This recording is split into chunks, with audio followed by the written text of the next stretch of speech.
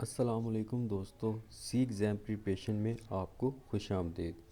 मैं competition exam के दोस्तों के लिए जो कंपटीशन एग्ज़ाम्स की तैयारी करते हैं उनके लिए एक इंतहाई अहम सीरीज़ लेकर आया हूं, जिसमें हम पूरे वर्ल्ड्स की तमाम ऑर्गेनाइजेशंस के बारे में डिस्कस करेंगे, उनके मकसद के बारे में डिस्कस करेंगे। आज का हमारा जो टॉपिक है, जहां से हम सीरीज़ का स्टार्ट करने जा रहे हैं, वो है यूनाइटेड नेशंस ऑर्गेनाइजेशंस और इसके ऑर्गन्स। ठीक है।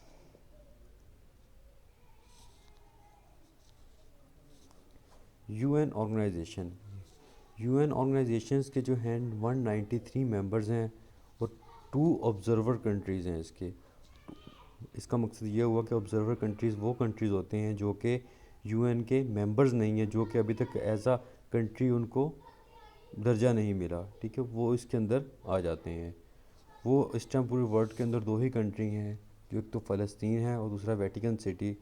ये जो है दुनिया का सबसे छोटा शहर भी है वेटिकन सिटी। और फ़लस्तीन के बारे में तो आपको बहुत अच्छे से पता होगा, जो इनके इश्यूज़ चल रहे हैं।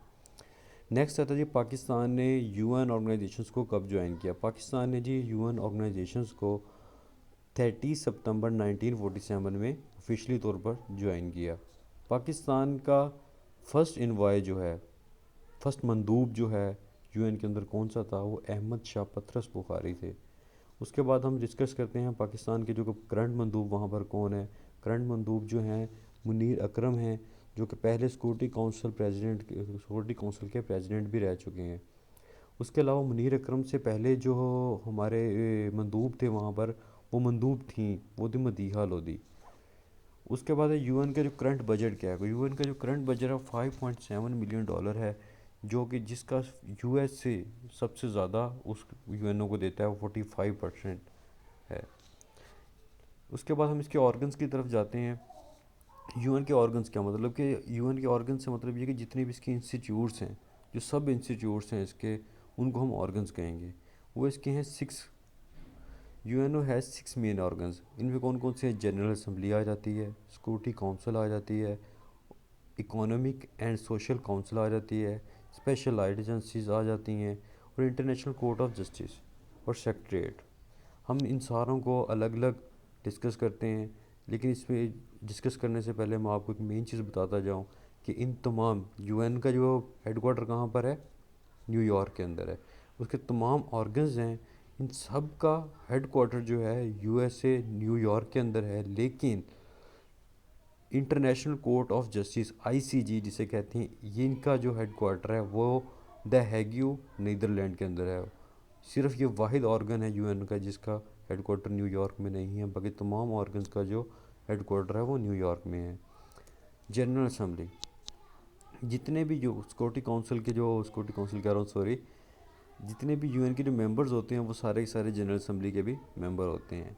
और जिनके प्रेसिडेंट है यूएन जनरल असम्बली के, वोल्कॉन बोस्किर। और किसी भी रेजोल्यूशन को पास करने के लिए जनरल असम्बली के अंदर 2/3 मेजॉरिटी चाहिए होती है। ठीक है, और इसके बारे में, इसके हेडक्वार्टर के बारे में हम ऑलरेडी डिस्कस कर चुके हैं आपको, जैसा मैंने बता दिया न्यूयॉर्क का। तो अब है सिक्योरिटी काउंसिल। सिक्योरिटी काउंसिल के अंदर 15 मेंबर्स हैं टोटल, जिसमें से 5 मेंबर जो होते हैं परमानेंट मेंबर होते हैं, और 10 मेंबर्स जो होते हैं नॉन परमानेंट होते हैं। 5 परमानेंट मेंबर में कौन कौन से मेंबर्स आते हैं? USA, Russia, China, UK, France. इनको हम याद करने के लिए एक ट्रिक भी है। ये कंपटीशन एग्ज़ाम के अंदर जाहिर सी बात है, ट्रिक्स के बिना थोड़ा याद करना थोड़ा मुश्किल हो जाता है। कुछ चीज़ों की ट्रिक्स जो होती हैं बहुत इजी होती हैं। तो हम यहाँ पर इसके ट्रिक्स को लेकर आते हैं। इसके ट्रिक्स है कर्फ्यू। एक वर्ड है कर्फ्यू। Curfew, CURFU। ये कर्फ्यू में सी जो है चाइना को रिप्रेजेंट करेगा, यू यूके को, R Russia, F France, U USA.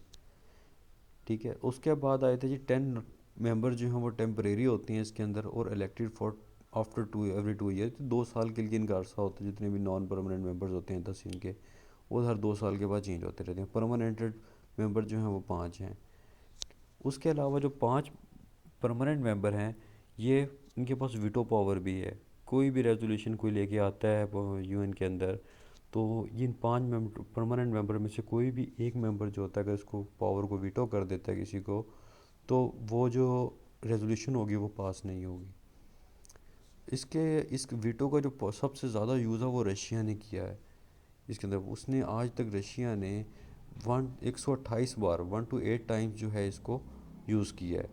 और चाइना यूएसए ने सबसे कम यूज़ किया है इसका। यूएसए ने सबको हैरान कर दिया था 2012 के अंदर जब इसने यूएन ने इसराइल के ख़िलाफ़ अपने वीटो पावर का इस्तेमाल नहीं किया था।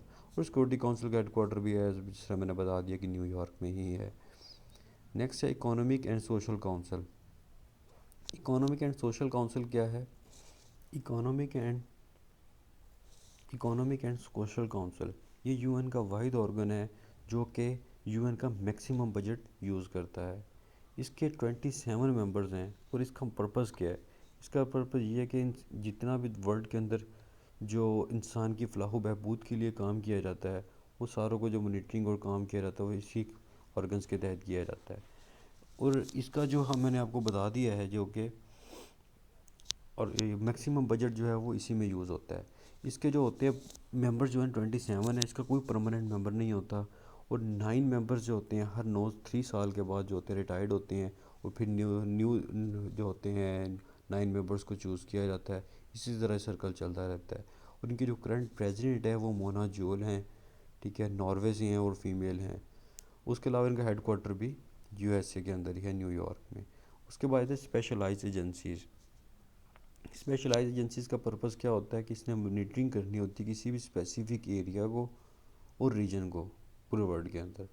इसके अंदर जितने भी परमानेंट मेंबर्स होते हैं वो सारे के सारे सिक्योरिटी काउंसिल वाले होते हैं। सिक्योरिटी काउंसिल के अंदर जो मैंने आपको बताया कि 5 परमानेंट मेंबर हैं वो कर्फ्यू वाले जो हो गए China, USA, UK, France, Russia, वो सारे परमानेंट मेंबर जो हैं वो किसी एक नॉमिनेटेड कंट्री को क्या करते हैं, उसको मॉनिटरिंग करते हैं उसकी। उसके अलावा इसका हेडक्वार्टर भी कहाँ पर है? न्यूयॉर्क यूएसए के अंदर है। नेक्स्ट ऑर्गन आया था जी international court of justice. International court of justice के बारे में बताया कि इसका जो हेडक्वार्टर है वो वाहिद ऑर्गन है इसका यूएन का जिसका यूएसए में नहीं है, आउट ऑफ यूएसए है। वो नीदरलैंड के अंदर द हैग्यू के अंदर। उसके अंदर इसके अंदर क्या आता है जी, इट हैज़ 15 जजेस। इसके अंदर 15 जजेस होते हैं जो कि 9 साल के लिए सिलेक्ट किए जाते हैं।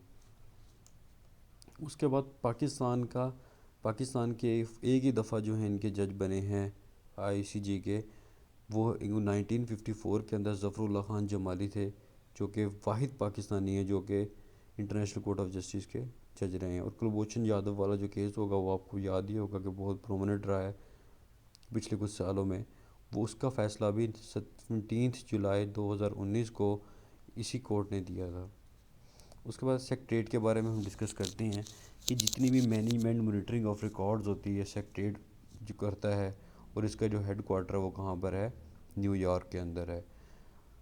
और इसके जो हेड हैं वो वही होते हैं जो कि सेक्रेटरी जनरल के हेड होते हैं। और इस आजकल सेक्रेटरी जनरल के हेड कौन है? अंतोनियो गुतेरेस हैं। उस वो जो कि पुर्तगाल से बिलोंग करती हैं। और मेन चीज़ आपको ये बताता जाऊँ कि सेक्रेटरी जनरल जो होता है उनका इंतखाब किस तरह किया जाता है। इनका इंतखाब इस तरह किया जाता है कि सेक्रेटरी जनरल का जो इंतखाब होता है उसके अंदर जो होता है सिक्योरिटी काउंसिल के जो नॉमिनेटेड कंट्रीज़ होते हैं वो और जनरल असम्बली दोनों मिलकर इनका इंतखाब करती हैं। सॉरी। उसके बाद ये लास्ट सेक्रेटरी जनरल यूएन के कौन से रहे हैं जी? वो बान की मून रहे हैं। और यूथ हैंड जो हैं वो फर्स्ट एशियन सेक्रेटरी जनरल थे। और इनकी भी आपको मतलब ऑर्डर बताता जाऊँ कि हर साल जब जब ये चेंज होती है 5 साल के लिए इनका टाइम पीरियड होता है सेक्रेटरी जनरल का। तो जब 5 साल के बाद सेक्रेटरी जनरल ने चेंज होना होता है तो वो हर कॉन्टिनेंट वाइज उठाते हैं एक स्पेसिफिक ऑर्डर के तहत हर कॉन्टिनेंट में से कि इस दफ़ा एशिया में से उठाया फिर यूरोप में से उठाएंगे। तो इस तरह जो होता है कि हर कॉन्टिनेंट वाइज उसका एक रीजन से जाके उनको सेलेक्ट किया जाता है। इसके बारे में आपको मज़ीद इन्फॉर्मेशन हम यूएन के बारे में देते चलते हैं कि सेक्रेटरी जनरल का जो है वो कहाँ पर रहता है न्यूयॉर्क के अंदर। वो सुथन पैलेस के अंदर मनहट्टन जगह है न्यूयॉर्क के अंदर, वहाँ पर रहते हैं, ठीक है, जो इनकी रहाइश होती है। और मनहट्टन इज़ अ फेमस, मनहट्टन जो होती है वो किस चीज़ की, मनहट्टन स्ट्रीट है एक, वो फेमस है डिप्लोमेट और डिप्लोमेसी के लिए।